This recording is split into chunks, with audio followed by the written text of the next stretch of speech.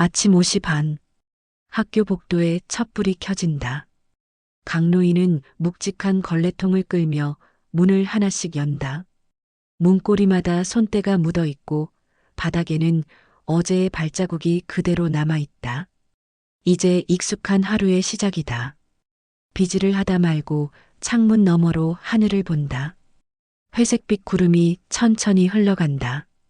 오늘도 비가 오려나 그런 생각을 한다. 강노인은 올해 72이다. 이 학교에서 청소 일을 한 지도 벌써 10년째다. 손가락 마디가 굵어지고 허리도 자주 쑤시지만 청소 도구를 잡는 손만큼은 여전히 단단하다. 아침마다 3층까지 걸레를 들고 오르내리며 오늘은 교무실 창문부터 닦아야지. 스스로에게 말을 건다. 누군가에게 듣기보단 혼잣말이 더 익숙해진 지 오래다. 가끔 복도 끝을 지나가는 학생들이 인사한다. 안녕하세요, 강 아저씨. 그럴 때면 그는 짧게 웃는다. 그래. 좋은 아침이다. 목소리는 낮지만 부드럽다. 누군가는 그를 무뚝뚝한 사람이라 하고 누군가는 학교를 가장 잘 아는 사람이라 부른다. 점심시간이 지나면 강노인은 체육관으로 향한다. 학생들이 떠난 뒤에 체육관은 커다란 빈 항아리 같다. 볼펜과 종이컵, 떨어진 리본 조각들을 주워 담고 스피커 옆에 세워둔 오래된 의자에 앉는다. 그리고 가방에서 낡은 기타를 꺼낸다. 빨갛게 벗겨진 바디, 닳아버린 줄, 그 사이로 손이 조심스럽게 스민다. 도, 솔, 미. 작게 튕겨보지만 음은 어딘가 삐뚤어진다. 그는 천천히 줄을 조이며 중얼거린다. 이 녀석도 나이 먹었구나. 그가 기타를 처음 잡은 건 20살 무렵이었다. 당시엔 대학 근처 통기타 카페에서 연주를 하며 작은 무대 위에서 노래하던 여자를 사랑했다. 그 여자가 바로 지금 병원에 누워있는 아내 정순이었다. 노래가 끝나면 늘 이렇게 말했다. 강씨, 당신 기타 소리는 이상하게 사람 울리네. 그 말에 그는 평생을 그 소리 하나로 버텨왔다. 하지만 세월은 음악보다 더 빠르게 흘렀다. 결혼, 아이 생계, 빚. 손끝은 여전히 기타를 기억하지만 현실은 손을 쓸수록 멀어졌다. 그래서 그는 기타를 가방 속 깊이 묻어두고 학교 청소부가 되었다. 퇴근 후 강노인은 병원으로 향한다. 좁은 병실 창문 옆에는 늘 하얀 국화가 한 송이 꽂혀 있다. 정수는 눈을 감은 채 산소호흡기를 달고 있다. 그는 의자에 앉아 손을 잡는다. 오늘은 교무실 창문 다 닦았어. 애들이 유리 깨끗하다고 하더라. 대답은 없지만 정순의 손끝이 살짝 움직인다. 그걸로 충분하다. 그녀가 여전히 그의 음악을 듣고 있다고 믿는다. 밤이 깊으면 그는 다시 기타를 꺼낸다. 병실 창문 너머로 불빛이 흔들린다. 조용히 줄을 튕기며 흥얼거린다. 당신을 위해 내가 칠게요, 오늘도. 소리는 작고 불안정하지만 그 안에는 여전히 젊은 시절의 떨림이 있다. 그때 간호사가 들어와 말한다. 강 어르신 내일 학교 축제라면서요? 네. 학생들이 바쁘겠죠. 난 그냥 구석 청소나 하지요. 그는 웃으며 대답했지만 잠시 시선을 돌릴 때 눈가가 흔들렸다. 축제. 그 단어는 오래된 기억을 건드렸다. 그가 마지막으로 무대에 섰던 것도 한 여름의 학교 운동장이었다. 그날 이후 그는 기타를 내려놓았다. 그리고 이제 다시 축제가 돌아오려 하고 있다. 학교 운동장에 밤 조명이 켜진다. 학생들이 무대 장비를 나르고 웃음소리가 터진다. 강노인은 빗자루를 들고 그 사이를 조심스레 지나간다. 학생들 사이를 스쳐가며 어디선가 들리는 기타 소리에 귀를 기울인다. 조금 어설프지만 열정이 느껴지는 연주. 그는 발걸음을 멈춘다. 복도 끝에서 한 소녀가 낡은 기타를 품에 안고 있었다. 소리의 주인공이었다. 강노인은 아무 말 없이 그 장면을 바라본다. 잠시 후 자신도 모르게 입가에 미소가 번진다. 저 아이 나를 닮았군. 그날 밤 그는 집으로 돌아와 기타를 꺼내 들었다. 줄을 다시 매고 오래전 잊었던 노래를 흥얼거린다. 손끝이 느리게 움직인다. 그러나 이상하게도 소리가 다시 살아난다. 그리고 그 순간 그는 알 수 없는 예감을 느꼈다. 마치 누군가가 다시 그를 무대 앞으로 이끌 것 같은 조용하지만 분명한 시작의 예감이었다. 비가 내리던 오후였다. 학생들이 우산을 펴고 뛰어가는 복도 끝에서 낮은 기타 소리가 들렸다. 강노인은 손에 걸레를 든 채 그 방향으로 천천히 걸음을 옮겼다. 소리는 불안정했지만 진심이 묻어 있었다. 닫힌 음악실 문 사이로 빗물이 떨어지고 그 틈 사이에서 한 여학생이 낡은 기타를 품에 안고 있었다. 그는 잠시 멈춰섰다. 손가락이 코드 위에서 서툴게 움직였다. 그 모습이 어쩐지 낯설지 않았다. 학생, 수업 안 가고 여기서 뭐 해요? 놀란 눈으로 그를 올려보던 아이가 급히 기타를 숨겼다. 죄송해요. 그냥 조금만 연습하려고요. 집에서는 못해서요. 강노인은 아무 말 없이 다가가 기타를 받아들었다. 손끝이 현을 눌렀다. 낡은 악기에서 맑은 음이 흘러나왔다. 아이의 눈이 커졌다. 이 기타 오래됐네. 네, 중고로 산 건데 줄이 잘 안 맞아요. 그는 조용히 줄을 돌려 맞추며 말했다. 줄이 아니라 손이 아직 낯선 거야. 손이 기타를 믿기 전까진 소리가 흔들리지. 그날 이후 그 둘은 매일 학교 후 음악실 구석에서 마주 앉았다. 학생은 이름이 수민이었다. 가정 형편이 어려워 음악 학원을 다닐 형편이 안 되었고 학교 밴드 동아리에도 들어가지 못했다. 그녀의 기타는 마치 세상을 향한 작은 탈출구 같았다. 아저씨는 예전에 기타 쳤어요? 그냥 젊을 땐 잠깐. 오래전 일이지. 노래도 하셨을 것 같아요. 그는 미소로 대답을 대신했다. 이야기를 피하려 했지만 그녀의 눈빛엔 이미 무언가를 알아챈 듯한 빛이 있었다. 시간이 갈수록 수민의 연주는 조금씩 나아졌다. 강노인은 뿌듯하면서도 불안했다. 그녀의 손끝에서 다시 자신이 떠오르기 때문이었다.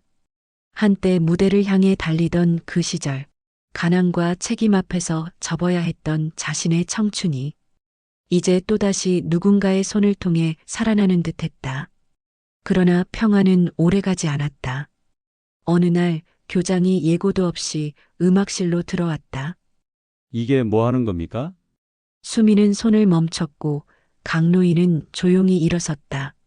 그냥 아이가 악기를 좋아해서 조금 도와주던 중입니다. 청소부가 학생을 가르친다고요? 강씨 선 넘은 겁니다. 말투는 차가웠고 복도에는 정적이 흘렀다. 학생 지도는 교사가 할 일이지 당신 일은 바닥 닦는 거잖아요. 그 말은 낮게 그러나 뼈아프게 꽂혔다. 수미는 고개를 숙였다. 죄송해요. 교장 선생님. 제가 부탁드린 거예요. 부탁하든 말든 학교는 취미방이 아닙니다. 교장은 기타를 빼앗아가며 말했다. 이건 학교 재산도 아니잖아요. 이런 건 집에서 하세요. 그는 기타를 교무실로 가져가 버렸다. 그날 이후 음악실은 닫혔다. 퇴근길 강노인은 비를 맞으며 걸었다. 손에 들린 빗자루 자루가 유난히 무겁게 느껴졌다. 교장 말이 틀린 건 아니었다. 그는 청소부였고 학생을 가르칠 자격은 없었다. 하지만 마음 한구석이 자꾸 저렸다. 자신이 잃어버린 꿈을 다른 누군가도 잃게 두는 게 두려웠다. 집에 도착하자 텔레비전에서는 학교 축제 광고가 흘러나왔다. 이번 주 금요일 고등학교 축제, 밴드 공연과 노래 경연이 함께합니다. 그는 소파에 앉아 텅 빈 기타 케이스를 바라봤다. 이젠 정말 안 되는 건가? 그의 목소리는 낮고 공기처럼 희미했다. 그날 밤 병원에 들러 아내에게 이야기를 꺼냈다. 여보, 내가 또 괜한 짓을 했어. 학생 하나 도와주다가 괜히 일이 커졌네. 정수는 눈을 감은 채 조용히 들었다. 당신은 원래 그런 사람이잖아요. 누가 뭐라 해도 마음이 먼저 움직이는 사람. 그 말이 부드럽게 귓가에 맴돌았다. 그는 아내의 손을 잡으며 말했다. 나 그 아이 무대에 서는 거 한 번만 더 보고 싶다. 병실 밖으로 나오는 그의 뒷모습에 형광등 불빛이 길게 그림자를 드리웠다. 그리고 그는 처음으로 결심했다. 누구의 허락이 없어도 자신이 할 수 있는 일을 하겠다고. 다음 날 새벽 학교 창고에서 기타줄이 조용히 울렸다. 낡은 악기지만 여전히 따뜻한 소리를 냈다. 그의 손끝이 조금씩 떨렸다. 그는 중얼거렸다. 이젠 누군가를 위해서가 아니라 나 자신을 위해 칠 때가 온 거야. 그날 아침 학교 복도 끝에 다시 기타 소리가 흘러나오기 시작했다. 아무도 몰랐다. 그 소리가 앞으로 학교 전체를 울릴 운명의 시작이 될 거라는 걸. 비가 사흘째 내렸다. 축제 준비가 막바지에 들어가며 학교는 들뜬 소리로 가득했지만 강로인의 하루는 더 조용해졌다. 음악실은 굳게 잠겼고 수민의 기타는 교무실 캐비닛 속에 갇혔다. 복도를 닦는 동안 아이들은 무대 동선을 논했고 학부모들은 간식 부스를 나눴다. 그 소란이 멀리서 들릴 뿐 그의 걸레질은 늘 같은 궤적을 그렸다. 젖은 천이 타일 위를 지날 때마다 지나온 시간들이 얇게 벗겨지는 듯했다. 점심이 끝난 뒤 그는 조심스레 교무실 문을 두드렸다. 돌아온 대답은 짧았다. 강 선생, 그 일은 더 이상 얘기하지 맙시다. 그는 고개를 숙였고 문틈으로 은빛줄이 비쳐 보이는 기타 케이스가 순간 반짝였다. 손이 저절로 올라갔다가 내려왔다. 예. 그 한마디로 대화는 닫혔다. 돌아서는 순간 복도 끝 자원봉사. 학부모들이 요즘은 별일이 다 있네 하고 낮게 웃는 소리가 퍼졌다. 그는 들은 채 하지 않고 물걸레를 다시 짰다. 물이 차갑게 손등을 깎아내렸다. 저녁엔 병원으로 향했다. 정순의 손은 더 가벼워졌고 산소의 숨은 더 얇아졌다. 그는 창틀 쪽 의자에 앉아 조용히 말했다. 여보, 오늘은 조금 무겁네. 대답 대신 기계음이 일정한 박자를 새겼다. 손을 꼭 잡았지만 체온은 쉽게 달아나 버렸다. 간호사가 차트를 넘기며 속삭였다. 보호자분 이번 주 치료비 정산 안내 받으셨죠? 그는 짧게 내라고만 했다. 엘리베이터 거울 앞에서 지갑을 열었을 때 노란 전기요금 고지서와 병원 청구서가 함께 끼어 있었다. 숫자들은 무심하게 실수를 허락하지 않는 얼굴로 그를 내려다봤다. 다음 날 새벽 그는 창고에서 낡은 기타를 꺼냈다. 튜너는 오래전에 고장이 났고 귀에 의지의 줄을 맞추려는 순간 한 가닥이 팡 하고 끊어졌다. 소리가 홀 안에 짧게 퍼졌다가 금세 가라앉았다. 줄을 쥔 손가락이 잠시 허공을 움켜쥐었다. 괜찮아. 다시 매면 되지. 혼잣말이 입 밖으로 새어나왔다. 하지만 교무실에 있는 수민의 기타를 떠올리자 자신의 악기는 더 초라해졌다. 쓸 수 없는 것, 쓸 수 없게 된 것, 아직 쓸 수 있을지 모르는 것. 그의 하루는 그 세 가지를 번갈아 만졌다. 하굣길 복도에서 수민을 마주쳤다. 아이의 가방 끈이 낡아 어깨에 빨간 자국을 만들고 있었다. 연습은 하고 있니? 조심스럽게 묻자 수미는 고개를 가로저었다. 집에서는 시끄럽다고 해서요. 엄마가 요즘 일거리가 줄어서 학원도 끊었고요. 말을 잇다 입술을 깨물었다. 축제 끝나면 그냥 접으래요. 대학은 취업 쉬운 과로 가라고. 그는 그 말을 듣는 순간 오래전 자신이 들었던 문장이 겹쳐 보였다. 기타? 그걸로 밥이 나오냐? 심장은 느리게 내려앉았다.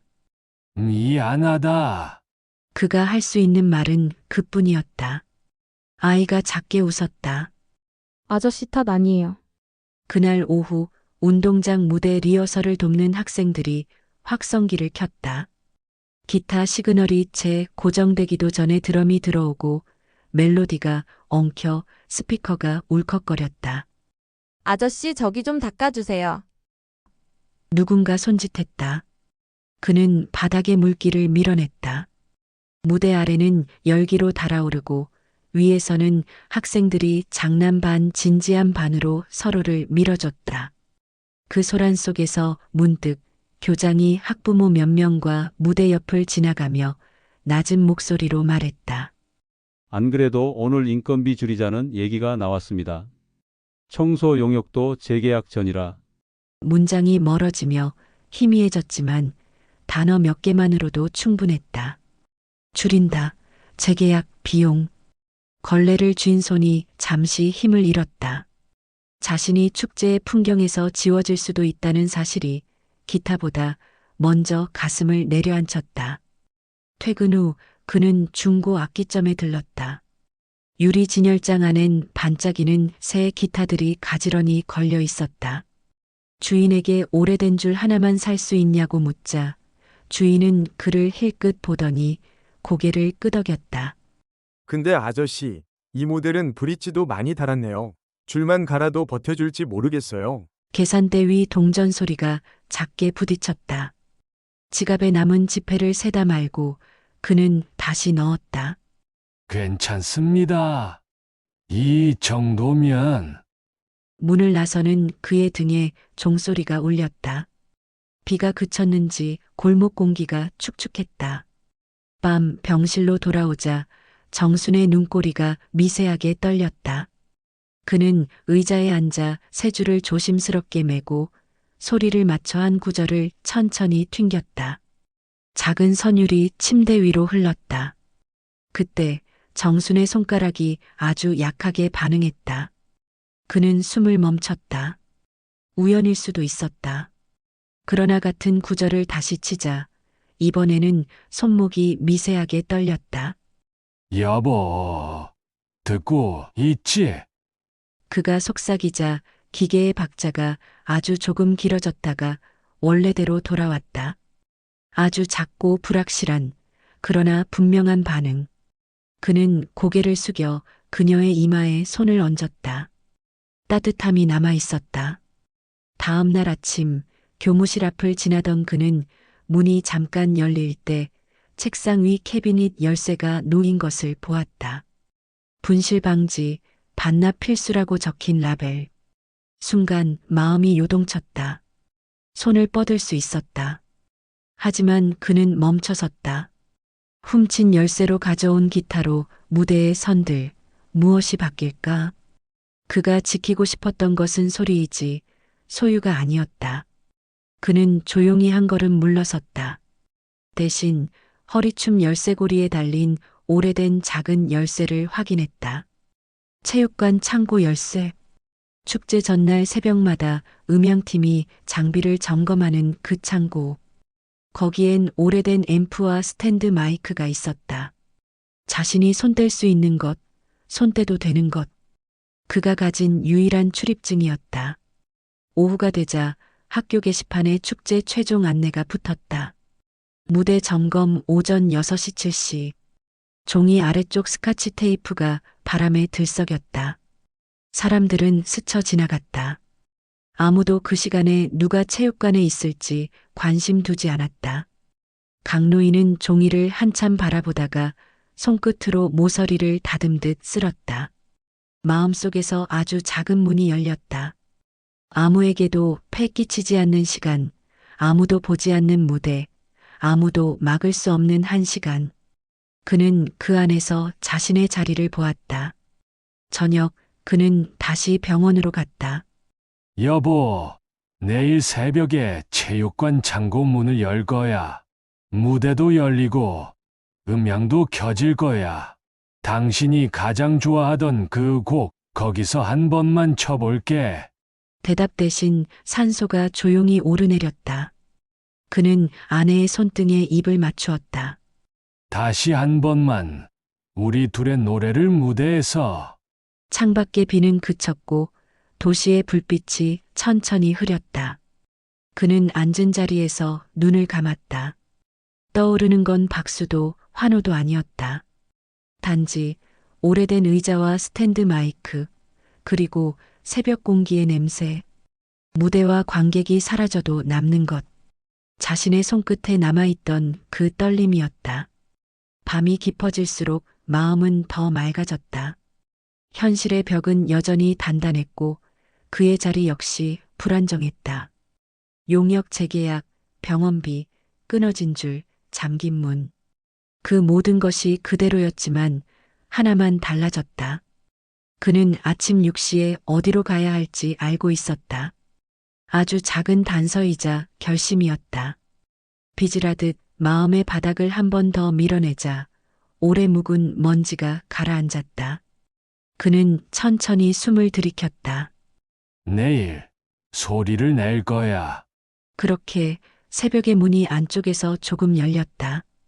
새벽 5시 반. 학교는 아직 어둡고 운동장 위에는 이슬이 내려앉았다. 강노인은 허리춤에 열쇠를 매단 채 천천히 체육관 문을 열었다. 문이 삐걱거리며 열리자 먼지 냄새와 함께 오래된 앰프의 냄새가 섞여 나왔다. 그는 불을 켜지 않았다. 대신 주머니에서 조그만 손전등을 꺼내 들었다. 기타를 무릎 위에 올려놓고 천천히 줄을 조였다. 그의 손끝이 떨렸지만 눈빛만큼은 단단했다. 여보, 지금이야. 병실 어딘가에서 그 말이 들려오는 듯했다. 그는 눈을 감고 첫 음을 튕겼다. 기타의 울림이 어둑한 체육관을 가득 채웠다. 낡은 벽이 소리를 되돌려 주었고 그것이 마치 오래전 무대의 잔향처럼 울렸다. 그러나 몇 분 지나지 않아 뒤쪽 문이 열렸다. 강 씨, 여기서 뭐 하는 겁니까? 교장의 목소리였다. 그는 당황한 듯 손전등을 꺼버렸다. 죄송합니다. 그냥 음향 장비 점검 겸. 점검은 담당 교사가 하는 일입니다. 교장은 한숨을 쉬며 다가왔다. 이런 식으로 계속 선을 넘으시면 계약 연장 어렵습니다. 그 말이 끝나기도 전에 강노인은 자리에서 일어났다. 그건 알고 있습니다. 다만 잠깐만 더 치게 해주십시오. 그의 목소리는 낮았지만 단단했다. 교장은 잠시 그를 바라보다가 말했다. 그 아이 때문입니까? 그 학생, 아버지가 학교에 찾아왔어요. 강노인은 멈췄다. 아버지요. 딸이 청소부한테 기타 배운다며 울었다더군요. 학비도 겨우 내는 형편이라 취업이나 준비하라고 하셨답니다. 교장은 서류철을 덮으며 덧붙였다. 아버지가 직접 찾아와 기타 돌려달라고 하셔서 내가 돌려줬습니다. 그 말에 그의 손에서 기타가 미끄러졌다. 현이 바닥에 부딪혀 짧은 소리를 냈다. 그래서 그 아이가 어제 학교에 안 왔군요. 교장은 대꾸하지 않았다. 잠시 정적이 흘렀다. 강노인은 기타를 천천히 들어 올렸다. 교장 선생님, 그 아이는 저랑 닮았습니다. 잃어버린 걸 되찾고 싶어 하는 사람입니다. 강 씨 인생은 그렇게 단순하지 않습니다. 그렇죠. 그래도 누군가는 단순하게 살아야 하지 않겠습니까? 교장은 아무 말 없이 문을 나섰다. 그가 떠난 자리에는 약한 새벽빛만 남았다. 그날 오후 병원에서 전화가 왔다. 정순의 상태가 악화되었다는 소식이었다. 그는 허겁지겁 병원으로 달려갔다. 산소호흡기 주변의 모니터가 불규칙하게 깜빡였다. 여보, 나왔어. 그녀의 손은 여전히 작고 따뜻했다. 당신이 쳤죠? 아침에 기타 소리 들렸어요. 그는 놀라 고개를 들었다. 그걸 들었어. 꿈인지 몰라도 분명 들렸어요. 그때처럼 우리가 처음 만났던 카페에서처럼. 그녀의 눈가가 천천히 젖었다. 그 소리 꼭 한 번만 더 듣고 싶어요. 그 말이 그의 결심을 바꿔놓았다. 그는 병실 밖으로 나와 벽에 기댔다. 간호사가 다가와 말했다. 오늘 축제죠? 따님이 오신다던데요. 그는 순간 어리둥절한 얼굴로 물었다. 따님이요. 네, 병원에 보호자 등록되어 있던 분이 오늘 아침에 들으셨다고요. 그는 잠시 말을 잃었다. 10년 넘게 연락이 끊겼던 딸 혜진. 남편과 이민 간 뒤 한 번도 병문안을 오지 않았다. 그런데 오늘 그녀가 다녀갔다니.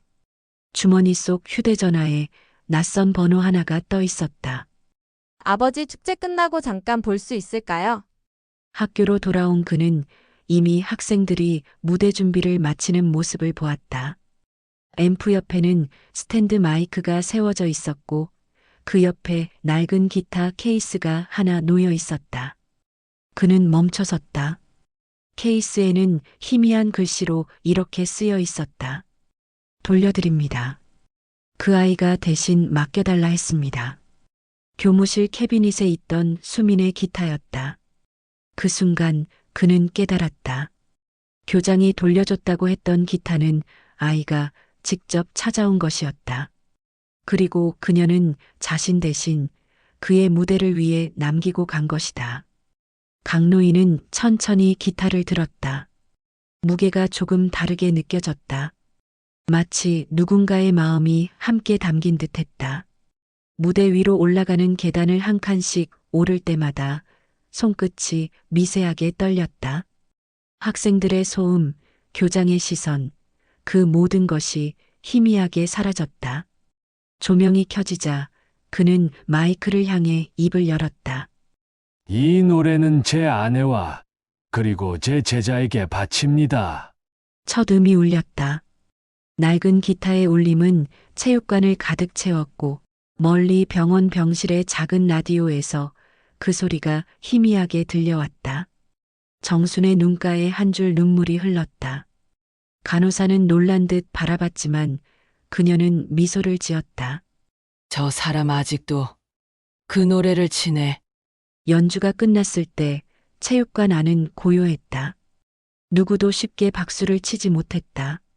잠시 후 천천히 손뼉이 울리기 시작했다. 학생들, 교사들, 그리고 뒤쪽 문 앞에 서 있던 딸 혜진까지. 그녀의 눈가가 젖어 있었다. 아버지, 그가 고개를 들었을 때 세월이 멈춘 듯했다. 무대 아래로 내려온 그는 기타를 그녀에게 내밀었다. 이건 내가 어릴 때 나한테 사달라던 기타야. 이제 내가 돌려줄게. 아버지 저 오늘 엄마도 다녀갔어요. 그는 순간 숨이 멎었다. 병원에서요. 제가 그 곡 틀어드렸어요. 엄마가 마지막으로 웃었어요. 그의 눈가가 흔들렸다. 그래, 잘했구나. 말은 짧았지만 오랜 시간 닫혀있던 가슴 한켠이 서서히 풀려갔다. 그는 무대 뒤에 기타를 세워두며 조용히 중얼거렸다. 이제야 알겠구나. 음악은 결국 남는 마음이었네. 아침 공기가 더 차가워졌다. 축제 다음 날 학교 운동장엔 어젯밤의 종이별들이 반쯤 젖은 채 달라붙어 있었다. 강노인은 평소보다 천천히 복도를 걸었다. 무대는 치워졌고 학생들은 피곤한 얼굴로 헤어졌다. 소란이 물러간 자리, 바닥에 굳은 테이프 자국만 남아 있었다. 그는 걸레에 물을 묻혀 둔탁한 흔적을 쓸어내렸다. 소리가 작게 났다. 사라지는 자국과 남는 자국 사이 그의 마음이 잔잔히 가라앉았다. 점심 무렵 교장이 그를 불렀다. 말수적은 사람이었지만 어조는 이상하리만큼 부드러웠다. 어제 일 규정상으로는 곤란했습니다. 그는 고개를 끄덕였다. 압니다. 잠시 침묵. 교장은 책상 서랍에서 작은 봉투를 내밀었다. 학생들 사이에서 모금이 있었더군요. 이름은 밝히지 말라고 해서 병원에 보태십시오. 그는 봉투를 받지 못한 채 멈칫했다. 괜찮습니다. 괜찮지 않습니다. 교장의 눈이 잠깐 흔들렸다. 규정은 제가 지켜야 할 몫이고 감사 인사는 학생들이 할 몫이니까요. 그리고 새 학기부터 동아리 시간에 기초 기타 지도를 공식 봉사로 올려두겠습니다. 담당 교사가 옆에서 서류만 챙길 겁니다. 경계를 지키면서도 할 수 있는 선에서. 그는 그제야 봉투를 받았다. 말 대신 낮게 허리를 숙였다. 병원은 저녁빛에 잠겨 있었다. 정수는 눈을 감고 있었고 호흡은 얇고 고르지 못했다. 그는 의자에 앉아 손을 잡았다. 여보, 아이들이 기특하네. 그녀의 눈가가 아주 미세하게 떨렸다. 오늘은 짧게 칠게. 그는 휴대폰을 스탠드에 세워두고 어젯밤 무대에서 쳤던 첫 구절을 천천히 튕겼다. 병실의 기계음이 그 박자에 맞춰 조금 부드러워졌다. 끄틈을 붙잡듯 남긴 울림 사이로 그녀의 손끝이 작게 반응했다. 그는 더 치지 않았다. 더하지 않는 것, 그게 오늘의 전부였다.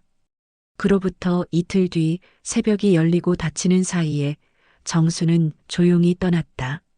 소식은 바람처럼 번졌고 장례식장은 생각보다 훨씬 작았다. 그러나 빈자리는 크지 않았다. 수민이 검은 코트를 여미고 조문을 왔다. 아이는 말없이 꽃을 내려놓고 기타 피크 하나를 건넸다. 한쪽에 제이라는 이니셜이 새겨져 있었다. 아저씨, 어머니가 좋아하시던 박자 맞춰서 깎았어요. 고맙다. 딸 혜진도 들어왔다. 어색한 침묵이 잠깐 흐른 뒤 그녀가 먼저 말했다. 엄마, 제가 틀어드렸던 노래 좋아했어요. 아버지 소리라고 맞다고. 그는 고개를 끄덕였다. 오래 미뤘던 말이 혀끝에서 천천히 풀렸다. 그동안 미안했다. 저도요. 긴 설명은 없었다. 서로의 삶이 어디서 어긋났는지, 누구의 잘못이 더 큰지 따질 나이는 아니었다. 문상객들이 빠져나간 밤, 빈 의자 옆에 둘이 나란히 앉아 있었다. 종이컵에 따뜻한 물을 나눴다. 엄마 묘는 어디가 좋을까요? 해, 진력이 보이는 언덕이면 좋겠다. 대답은 짧았고 그 짧음이 오래 남았다. 장례가 끝나자 일상은 놀랄 만큼 빨리 원래 자리로 돌아가려 했다. 그러나 몇 가지는 이전과 달랐다. 교무실 게시판 한쪽에 기초기타 봉사 안내 종이가 붙었고 그 아래엔 작은 글씨로 한 줄이 덧붙었다. 소리의 시작은 조용함에서 누가 썼는지 몰랐다. 아침 7시 체육관 구석 의자에 아이 셋이 앉았다. 수민이 첫 번째 줄에 앉아 있었다. 그는 출석을 부르지 않았다. 대신 손 모양을 천천히 보여주고 줄 하나씩 소리를 맞췄다. 오늘은 세 마디만 배운다. 빨리 가려면 느리게, 오래 가려면 짧게. 아이들이 고개를 끄덕였다. 말이 적을수록 귀가 더 열리는 시간이었다. 수민의 아버지가 학교 앞에서 그를 기다린 날도 있었다. 잔뜩 굳은 표정이었지만 대화는 생각보다 짧았다. 지난번엔 죄송했습니다. 아니요. 아이 엄마도 일하느라 바쁩니다. 그래도 아이가 좋아하는 건 계속하게 두려고요. 다만 취업도 같이 생각하게 해주십시오. 그는 고개를 끄덕였다. 그럴 겁니다.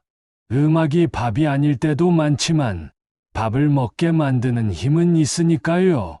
서로의 말은 무겁지 않았고 약속처럼 가벼웠다. 그러나 그 가벼움이 믿을 만했다. 용역 재계약 문제는 여전히 남아 있었다. 숫자들은 이유를 묻지 않았고 계약서는 사정을 헤아리지 않았다. 그는 그 사실을 잘 알았다. 다만 손에 익은 일은 손이 먼저 기억했다. 새벽 복도를 닫고 창틀 먼지를 털고 3층 끝 창문을 여는 일. 그 사이에 기타 수업이 끼어들었고 점심시간엔 한 곡의 반을 아이들과 공유했다. 하루의 나사는 예전보다 조금 더 단단하게 조여졌다. 주말이면 혜진이 병실 대신 그의 집에 들렀다. 싱크대 아래 고장난 밸브를 바꾸고 오래된 전구를 갈아 달았다. 말은 여전히 짧았다. 대신 손이 많이 움직였다. 엄마 앨범 찾았어요. 혜진이 꺼낸 사진들 속에서 정수는 늘 노래 중이었고 젊은 그는 늘 기타를 품에 안고 있었다. 아버지 엄마가 썼던 가사 노트예요. 노트 첫 장에는 삐뚤빼뚤한 글씨로 한 구절이 적혀 있었다. 늦게 온 사람에게도 노을은 공평하다. 그는 노트를 덮었다. 그래, 공평하네. 눈물이 날 만큼 슬프지도 감당 못할 만큼 기쁘지도 않은 문장이었다. 그게 좋았다. 가을은 어느새 깊어졌다. 운동장 은행잎이 바람에 기우뚱했고 체육관 창으로 빛이 낮게 들어왔다. 그의 수업은 4사람이 되었다가 2사람이 되었다가 어느 날엔 아무도 오지 않기도 했다. 그는 그럴 때면 혼자서도 같은 자리에 앉아 3마디를 천천히 반복했다. 소리를 길게 느리지 않고 박자를 밀어 올리지도 않았다.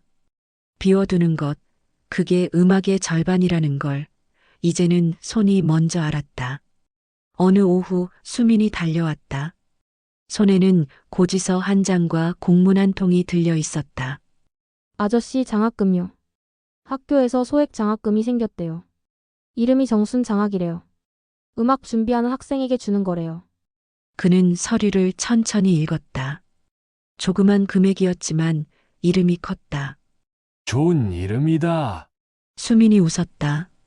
아저씨가 지어줬죠? 그는 고개를 저었다. 아니, 아마 노래가 지은 거겠지. 해는 일찍 지고 밤은 길어졌다. 어느 날은 집으로 돌아가는 길에 딸과 나란히 걸었다. 편의점 앞에서 호빵을 하나씩 들고 서서 김설이는 봉지를 바라보았다. 아버지 겨울엔 손 시릴 텐데 장갑 좀 끼세요. 그는 장갑을 받아 주머니에 넣었다. 낡은 줄은 갈아야 하고 남은 소리는 남게 두면 된다. 딸은 그 말 뜻을 묻지 않았다. 대신 발끝으로 은행잎을 밀었다. 노을이 골목을 눌렀다.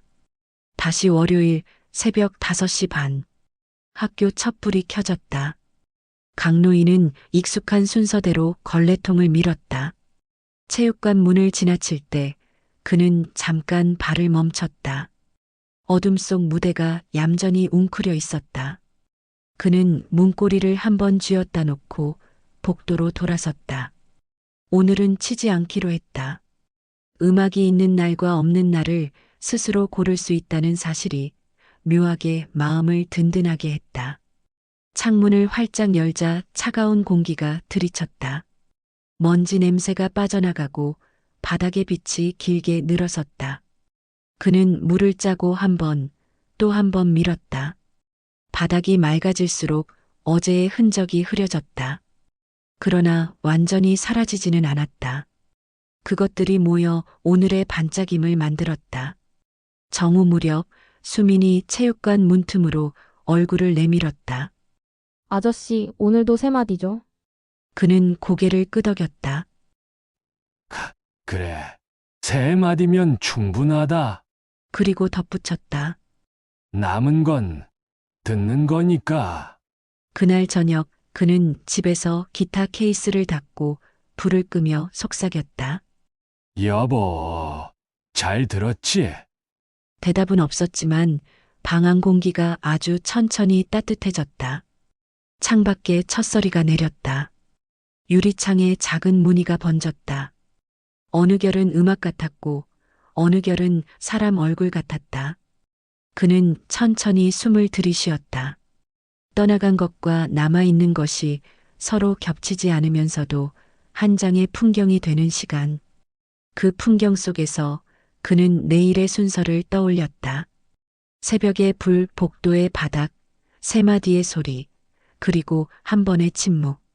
그 정도면 오늘은 충분했다. 그리고 충분한 오늘들이 쌓이면 언젠가 다시 무대가 된다. 음악이 그랬듯 삶도 그럴 거라 믿으면서